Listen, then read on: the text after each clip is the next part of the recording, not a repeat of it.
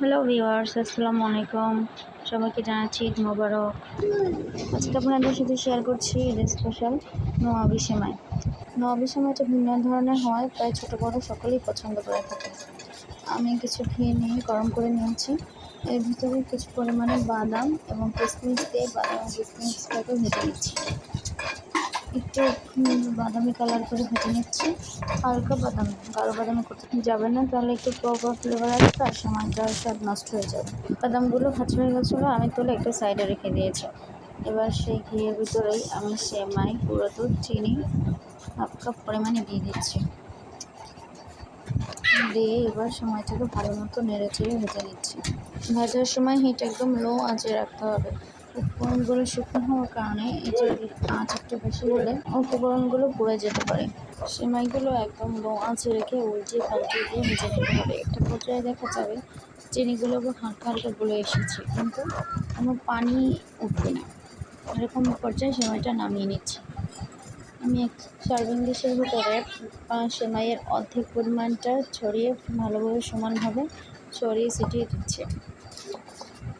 সব দিকেই সমান করে ছড়িয়ে নেব। এবার আমি দুধটা তৈরি করব। আমি আগে থেকে 1 কেজি পরিমাণে দুধ জাল দিয়ে হাফ কেজি পরিমাণ করে নিয়েছিলাম। এর ভিতরে হাফ কাপ গুঁড়ো দুধ দিয়ে ভালো মতো জাল করে নিচ্ছি। এর ভিতরে দিয়ে দিচ্ছি 1/3 কাপ পরিমাণ চিনি। চিনিটা আপনারা আপনাদের স্বাদ অনুযায়ী দেবেন।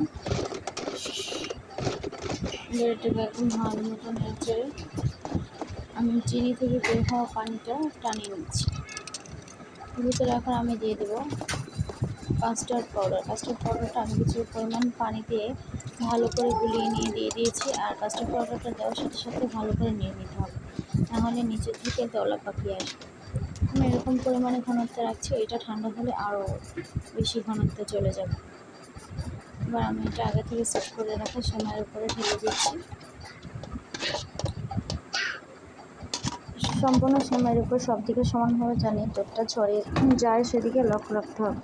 দুধটা ঢালা হয়ে গেছে। এবার আমি আগে থেকে যে অর্ধেকটা সেমাই সরিয়ে রেখেছিলাম সেটা উপর থেকে দিয়ে দিচ্ছি।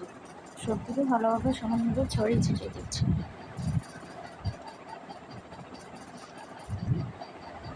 নবী সময়টা একটু ক্রিমের খাবার, সকল বাচ্চারা এই খাবারটি একটু পছন্দ করে থাকে।